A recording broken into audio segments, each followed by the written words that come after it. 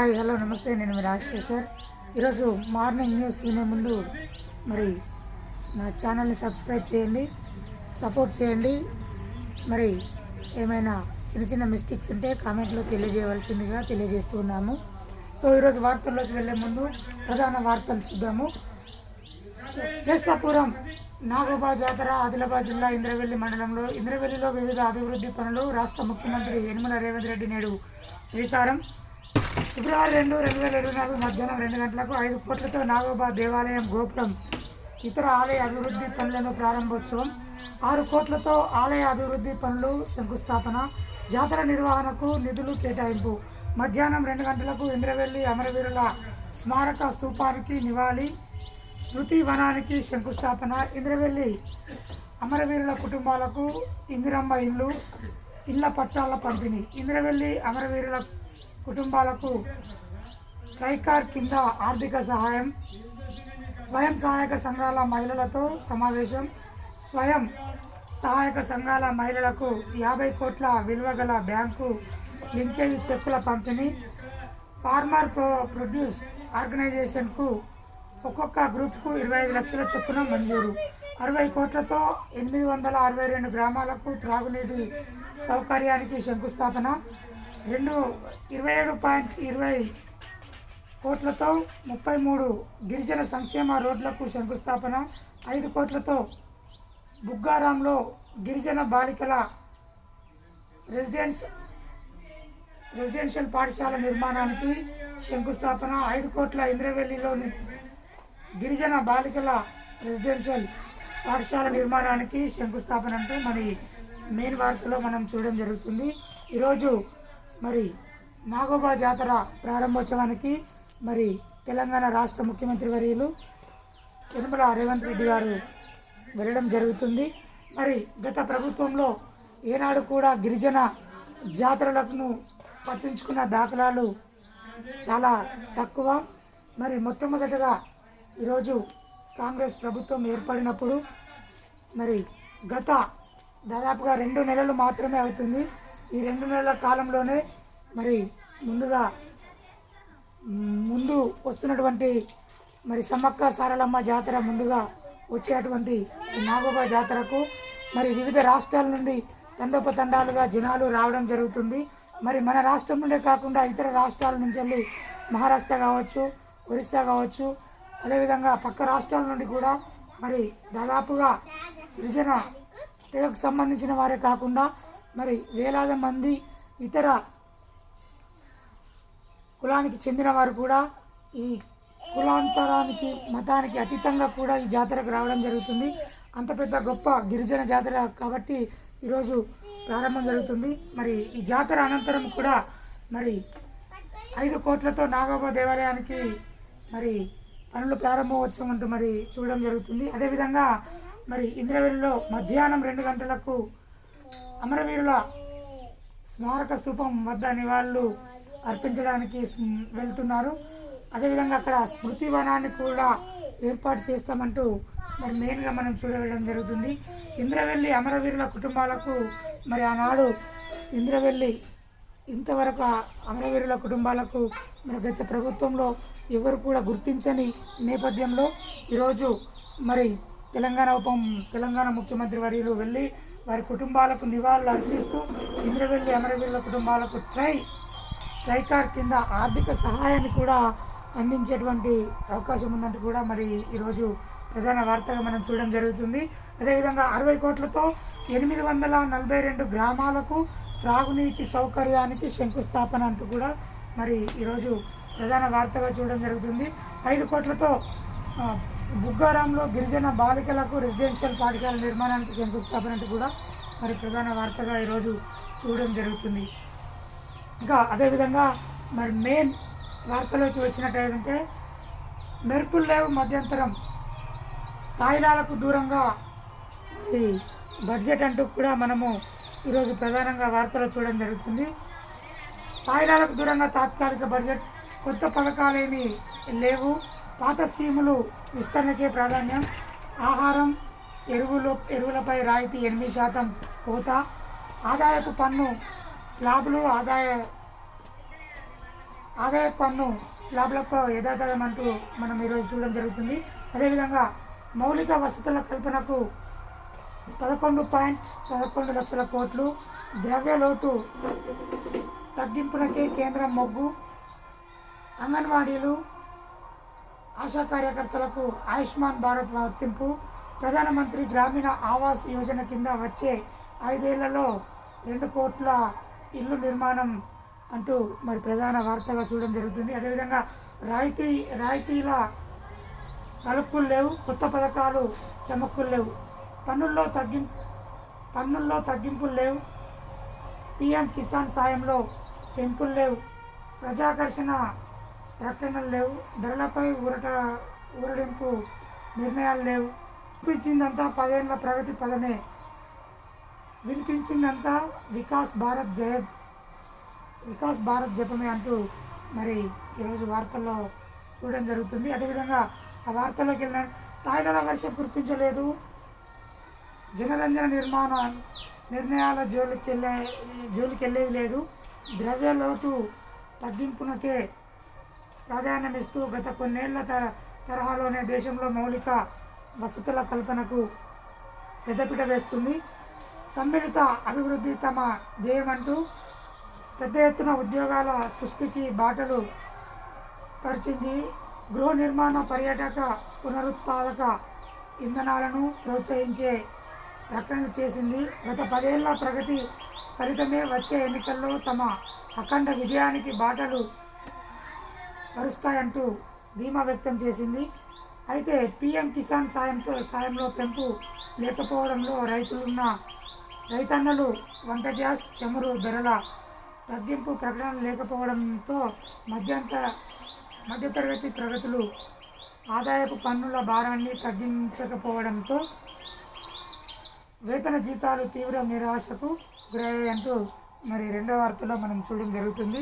So ఇక ఇవి main పేజీలోకి వచ్చిందంటే ఈరోజు మొత్తం బడ్జెట్ వచ్చి 47,65,768 కోట్లగా మనకు ఇక్కడ బడ్జెట్ పెట్టడం జరుగుతుంది. ఇందులో రెవెన్యూ వసూళ్లు 30,12,174, రెవెన్యూ వ్యయం వచ్చేసి 36,54,657గా ఉంది. మూలధనం వసూళ్లు 17,64,494గా ఉంది. మూలధన వ్యయం వచ్చేసి 11,11,11,11గా మరి ఇక్కడ మూలధన వ్యయంగా ఉంది. బడ్జెట్పై ప్రత్యేక కథనాలు వచ్చేసి 2,5,6,7లో ఉంది. బడ్జెట్లో జవాబుదారితనం, దార్శనికత లేవు అంటూ మరి ఖార్గే వ్యాఖ్యలు చేయడం జరుగుతుంది. సో ఈ బడ్జెట్ విషయానికి వస్తే కొత్త పథకాలు లేవు, పాత స్కీముల విస్తరణకే ప్రాధాన్యం అంటూ మరి పాత స్కీములు అంటూ మరి ఇక్కడ మనకు ఇంత 10 సంవత్సరాలు అవుతుంది కేంద్ర ప్రభుత్వంలో మరి బీజేపీ పాలించబట్టి. మరి ఇంతవరకు మరి తెలంగాణ రాష్ట్రానికి వచ్చినట్టయితే మరి గత ప్రభుత్వంలో ఉన్నప్పుడు ఎలాంటి స్కీములు కానీ ఇల్లు కానీ ఇవ్వకపోవడం జరిగింది. మరి ఈ కేసీఆర్ ప్రభుత్వం ఉన్నప్పుడు కానీ కేంద్ర పథకాలు ఇక్కడ అమలు చేయకపోవడం వల్ల మరి పేదవారికి ఎలాంటి ఇండ్లు కానీ మరి ఇతర ఏ పథకాలు కానీ వచ్చే అవకాశం లేకుండా పోయింది.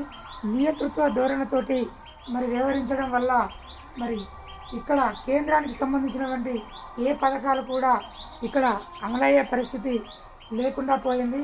మరి ఈ పథకాలన్నింటినీ కూడా ఇక్కడ తెలంగాణ రాష్ట్రంలో ఏదైతే ఈ బడ్జెట్ తరహాలో ఇప్పుడు పెట్టారో అవి ఎంతవరకు తెలంగాణ రాష్ట్రంలో కావచ్చు, దేశవ్యాప్తంగా కావచ్చు అమల్లో ఉన్నాయనేది మరి ప్రజలే తెలుపవలసి ఉంటుంది. ఎందుకంటే చూడండి, ఇప్పుడు దాదాపుగా 200-300 ఉన్న వంట గ్యాసు ఇప్పుడు 10,000 రూపాయల నుండి 1,100 మధ్యలో మరి ఈరోజు వంట గ్యాసు మరి పేదవారు కొనుక్కోవడం జరుగుతుంది. అదేవిధంగా పెట్రోల్ ధరలు చూసినట్లయితే గత 10 ఏళ్ల క్రితము మరి 40-50 రూపాయలు 60 రూపాయలు ఉన్న పెట్రోల్ ధరలు ఇప్పుడు 119 రూపాయలకు చేరడం జరిగింది. కాబట్టి మరి అదేవిధంగా నిత్యావసర వస్తువులు ఏ విధంగా మరి పెరిగిపోయాయో మనము చూస్తూనే ఉన్నాము. ఒక నూనె ప్యాకెట్ మరి కొనాలంటే ఒక మధ్యతరగతి వారు కావచ్చు లేదా బిలో పవర్టీ వారు రోజు కూలీలు ఒక నూనె ప్యాకెట్ కొనాలంటే ఒకప్పుడు ఉన్న ధర దాదాపుగా 60 రూపాయలు లేదా 70 రూపాయలు రమారమి ఉండే పరిస్థితి ఉంది. మరి 200కు 180 రూపాయలకు కూడా నూనె ప్యాకెట్ వెళ్ళినటువంటి స్థాయిలో మరి కేంద్ర ప్రభుత్వం మరి మధ్యతరగతి వాళ్లకు ఎలాంటి పథకాలు తీసుకొచ్చిందనేది మనము తెలుసుకోవాల్సిన అవసరం ఎంతైనా ఉంది. మరి ఎలక్షన్ల ముందు మరి వీరు చేసే హామీలు ఏవైతే ఈ బడ్జెట్ అయితే ఉందో ఈ బడ్జెట్లో మరి పేద మధ్యతరగతి వారికి ఎలాంటి లబ్ధి అయితే కనబడడం లేదు. వాళ్ళకు మాత్రం ఎలాంటి పద్ధతిలో కేటాయింపు అనేది జరగలేదని మనం తెలుసుకోవచ్చు. అదేవిధంగా ఇంకా చూస్తే కాంగ్రెస్ నేతల ఉచ్చుల్లో పడద్దు, బారాస ఎమ్మెల్యేలకు ఆ పార్టీ అధినేత కేసీఆర్ దిశానిర్దేశం అంటూ మరి మరో వార్త మనకు ఇక్కడ కనిపిస్తుంది. అదేవిధంగా నిన్న కేసీఆర్ గారు మరి ప్రమాణ స్వీకారం చేయడం జరిగింది. తాను గెలిచిన తర్వాత మరి కొన్ని అనివార్య కారణాల వల్ల తను అనారోగ్యంగా కారణాల వల్ల నిన్న మరి ప్రమాణ స్వీకారం చేయడం జరిగింది. మరి ఆ ప్రమాణ స్వీకారంలో చేసిన తర్వాత మరి తాను తన ఎమ్మెల్యేలకు కావచ్చు కార్యకర్తలకు కావచ్చు చేసినటువంటి విజ్ఞప్తి ఏంటంటే కాంగ్రెస్ నేతల ఉచ్చుల్లో పడద్దు, బారాస ఎమ్మెల్యేలకు ఆ పార్టీ అధినేత కేసీఆర్ దిశానిర్దేశం అంటూ మరి బాల్ ఎంత వేగంగా కొడితే అంత వేగంగా మన వైపే దూసుకొస్తుందనే విధంగా మరి ఆనాడు మరి బారాస ప్రభుత్వం ఆనాడు టీఆర్ఎస్ ప్రభుత్వం ఉన్నప్పుడు మరి కాంగ్రెస్ పార్టీలో ఉన్న గెలిచిన ఎమ్మెల్యేలను మరి టీఆర్ఎస్లో విలీనం చేసుకొని ప్రతిపక్షం లేకుండా మీరు చేసిన సంగతి మర్చిపోయారా కేసీఆర్ గారు? మరి ఈరోజు మీరు ఏదైతే అవలంబించారో అదే మీకు ఈరోజు వర్తిస్తుందని మీకు అర్థం అవ్వట్లేదా? మరి ఆనాడు మీరు చేస్తే ఒక లెక్క, ఈరోజు వాళ్ళు చేస్తే ఇంకో లెక్కన. కానీ కాంగ్రెస్ ప్రభుత్వం ఎప్పటికున్నా ప్రజల పార్టీ, ప్రజలు ఎన్నుకొని ఈరోజు తెలంగాణలో మీ పాలనను వ్యతిరేకిస్తూ కాంగ్రెస్ ప్రభుత్వాన్ని తీసుకొచ్చారంటే అర్థమవుతలేదు. మీ పాలన ఏ విధంగా ఉందనేది అర్థమవుతుంది. కాబట్టి మీరు ఏదో సామెత ఉంటుంది, అత్తకు బుద్ధి చెప్తంట కోడలట పక్క దుకాణానికి పోయినట్టు మీరు ఈరోజు బోధనలు చేసి మరి మీరు ప్రభుత్వంలో ఉన్నప్పుడు అవలంబించిన విధానాలు మరి మీకు వర్తించవా? కాబట్టి మీరు కూడా చెప్పే ముందు ఆలోచించుకోవాలి. అదేవిధంగా త్వరలో మరో 2 గ్యారంటీలకు అమలు అంటూ రేవంత్ రెడ్డి గారు తెలియజేశారు. ఈ బడ్జెట్లోనే వాటికి నిధులు అర్హులందరికీ లబ్ధి చేకూరేలా పథకాలు అమలు దరఖాస్తులను క్షుణ్ణంగా పరిశీలించాలి. సీఎం రేవంత్ రెడ్డి మంత్రివర్గ ఉపసంఘాల సభ్యులను కలిసి సమీక్ష. నేడు ఇంద్రవెల్లిలో తెలంగాణ పునర్నిర్మాణ సభ, నీటి విడుదలకు సభ అంటూ మరి మనం మెయిన్ పేపర్లో చూడడం జరుగుతుంది. ఇది నుండి మనం ముందుకు వెళ్ళినట్టు ఏంటంటే కొత్తవి లేవు, పాత వాటికే అరాకొర నిధులు అంటూ మనము మెయిన్ పేజీలో చూసిన విధంగా ఇది నూతన లైన్లు డాబ్లింగ్ మంజూరు లేదు. బీబీ నగర్ గుంటూరు 2వ లైన్ మోక్షం. రాష్ట్రానికి మొత్తం 5,571 కోట్లు కేటాయింపు. కేంద్ర బడ్జెట్లో రైల్వే కేటాయింపు తీరిది. కొత్త రైల్వే లైన్లకు నిధులు అంటూ మనము మరి వార్తలో చూడడం జరుగుతుంది. దీన్ని మరి వార్తల్లోకి వెళ్ళినట్టు ఏంటంటే కేంద్ర బడ్జెట్లో భాగంగా రైల్వే శాఖ చేసిన కేటాయింపుల్లో రాష్ట్రానికి ఊరట కలిగించే అంశాలేమీ లేవు. నూతన రైల్వే లైన్లు, డబ్లింగ్ రైల్వే టెర్మినల్లో భారీ ప్రాజెక్టులు ఏవీ మంజూరు కాలేదు. ఇప్పటికే నిర్మాణంలో ఉన్న కొన్నేళ్ల కిందట మంజూరైన ప్రాజెక్టులకే నిధులు కేటాయించారు. గత ఏడాది రాష్ట్రంలోని ఇచ్చిన 4,418 కోట్లతో పోలిస్తే ఈసారి దాదాపు 12 12.8% పెంచి 5,071 కోట్ల కేటాయించారు. తెలుగు రాష్ట్రాల మధ్య అత్యంత కీలకమైన బీబీ నగర్ గుంటూరు వయా నల్గొండ మిర్యాలగూడ రెండవ లైన్కు 5 ఏళ్ల తర్వాత నిధుల పరంపరగా మోక్షం లభించడం ఒక్కటే కాస్త ఉపశమనం. ఏ పథకంలో ఇస్తారో కీలకమైన సికింద్రాబాద్ స్టేషన్, అమృత్ భారత్ స్టేషన్ పునరాభివృద్ధి పనులకు నిధుల కేటాయింపును ప్రస్తావించలేదు. వీటికి నిధులు ఏ పద్దు కింద ఇస్తారో స్పష్టం కావాల్సి ఉంది.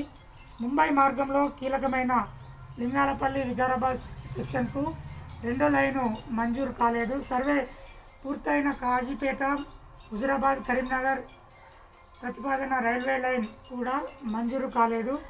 గట్కేసర్ నుంచి కాజీపేట వరకు మూడో లైన్ నిర్మిస్తే ఢిల్లీ, విజయవాడ వైపు రాకపోకలకు సులభమవుతాయి. ఈ ప్రాజెక్టు మంజూరును కూడా రైల్వే శాఖ పట్టించుకోలేదు. నిర్మాణంలో ఉన్న మూడో లైను ప్రాజెక్టుకు ఈసారి నిధులు తగ్గాయి. హైదరాబాద్ ప్రధాన స్టేషన్పై ఒత్తిడి తగ్గించేలా నగరం చుట్టూ నాగులపల్లి, శంషాబాద్, మేడ్చల్ ప్రాంతాల కొత్త టెర్మినల్ డిమాండ్ను పరిశీలన లేదు అని ఈ వార్తలో మనం చూడడం జరుగుతుంది. అదేవిధంగా మరి దక్షిణ మధ్య రైల్వే జోన్కు నిధులు ఇలా ఉన్నాయి. దక్షిణ మధ్య రైల్వే జోన్ పరిధిలో తెలంగాణ, ఏపీతో పాటు మహారాష్ట్రలో కొంత భాగం ఉంది. మొత్తంగా దక్షిణ మధ్య రైల్వేకి ఈసారి కేటాయింపులు స్వల్పంగానే పెరిగాయి. గత ఏడాది 13,786.19 కోట్ల కేటాయింపు చేయగా ఈసారి 14,232.83 కోట్లు పెరిగింది. జోన్కు ముఖ్యమైన కేటాయింపులు కొత్త లైన్లు 1,184.14, డబ్లింగ్లు 2,905.91గా ఉంది. ప్రయాణికుల సదుపాయాలు 789.94గా ఉంది. వర్క్షాప్లు 535, సిగ్నలింగ్, టెలికమ్యూనికేషన్ 302గా ఉంది. ట్రాక్ రెవెన్యూవల్ 1,530గా ఉంది. ఆర్ఏబీలు 714.4గా ఉంది. ట్రాఫిక్ ఫెసిలిటీస్లు 172గా ఈరోజు మరి మనం చూడడం జరుగుతుంది. అదేవిధంగా ఇది ముందుగా చూసుకున్నట్లయితే కాజీపేట నుంచి విజయవాడకు మూడో లైన్గా 310 కోట్ల కేటాయింపు. గత ఏడాది 337.52 కోట్లు కంటే ఇది తక్కువగానే చెప్పవచ్చు. ఇక రెండో వార్తగా వస్తే త్వరలో మరో 2 గ్యారంటీలకు అమలు. ఈ బడ్జెట్లోనే వాటిని నిధులు కేటాయిస్తామంటూ ప్రజాపాలన దరఖాస్తులు గ్యారంటీలపై గురువారం సచివాలయంలో సీఎం సమీక్ష నిర్వహించారు. మంత్రివర్గ ఉపసంఘ సభ్యులైన ఉప ముఖ్యమంత్రి బట్టి విక్రమార్క, మంత్రులు ఉత్తమ్ కుమార్ రెడ్డి, దుద్దిల్ల శ్రీధర్ బాబు, పొంగులేటి శ్రీనివాస్ రెడ్డి ఇందులో పాల్గొన్నారు. ఈ సందర్భంగా 500కు గ్యాస్ సిలిండరు, ఇందిరమ్మ ఇల్లు, 200 యూనిట్ల ఉచిత విద్యుత్తు పథకాల అమలుపై మంత్రులు అధికారులతో సీఎం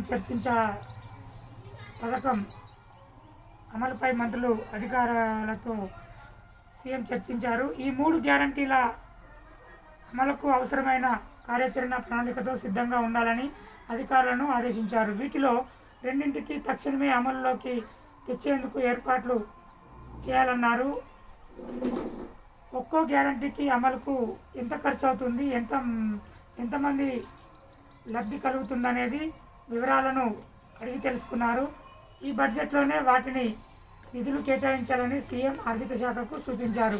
శాసనసభ సమావేశాల్లో మరోసారి మంత్రివర్గ ఉపసంఘంతో సమావేశమై తుది నిర్ణయం తీసుకుంటామన్నారు.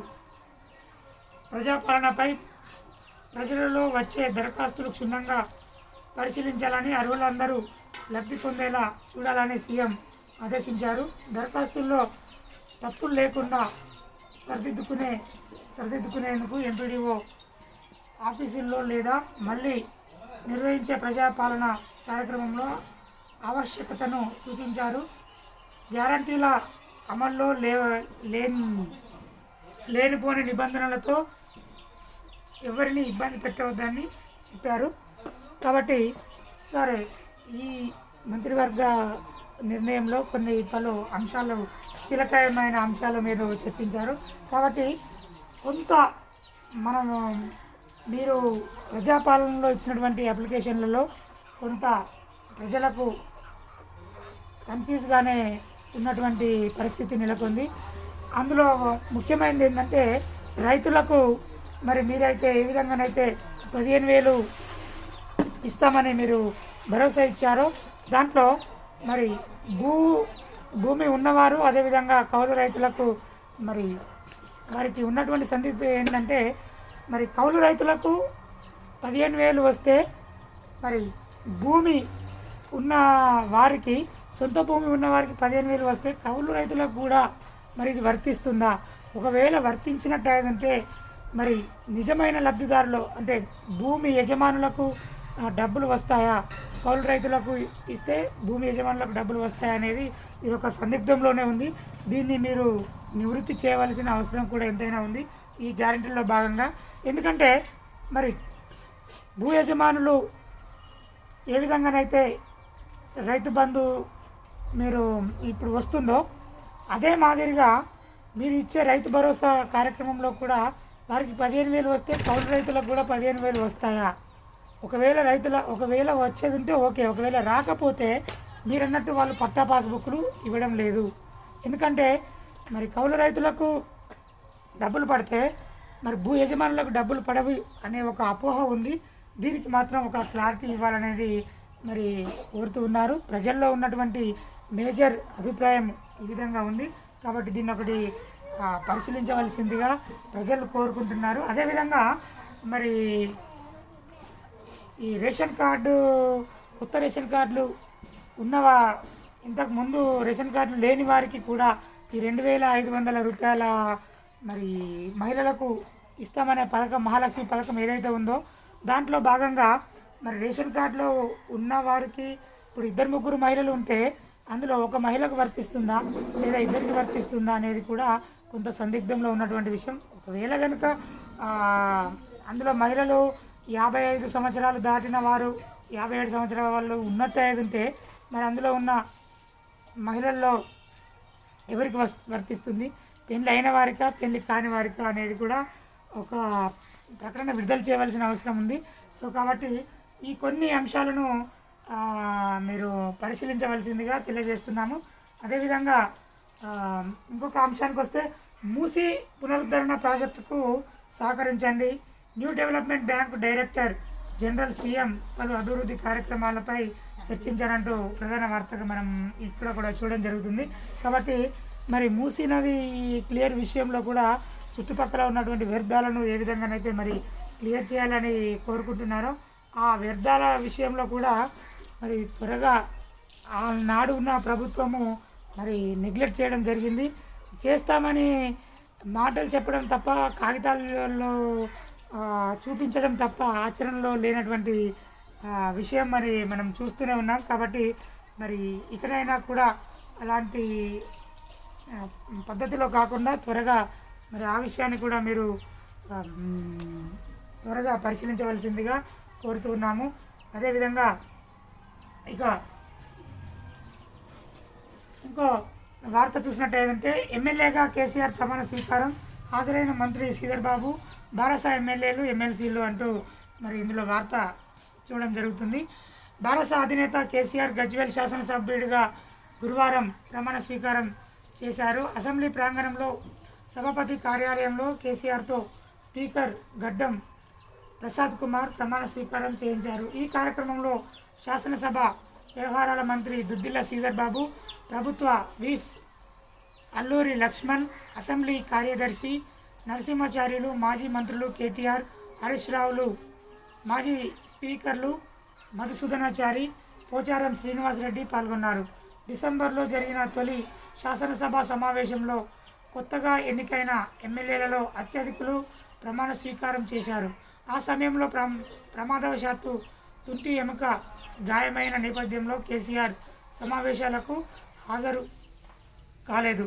శస్త్రచికిత్స తర్వాత కోలుకున్న ఆయన ప్రమాణ స్వీకారం కోసం అసెంబ్లీకి వచ్చారు. శాసనసభ ఆవరణలో బారాస ఎమ్మెల్యేలు, ఎమ్మెల్సీలు, పార్టీ నేతలు స్వాగతం పలికారు. ప్రమాణ స్వీకారం అనంతరం మండల చైర్మన్ ఉత్త సుఖేందర్ రెడ్డి కేసీఆర్కు శుభాకాంక్షలు తెలిపారు అంటూ మనం వార్తగా చూడడం జరుగుతుంది.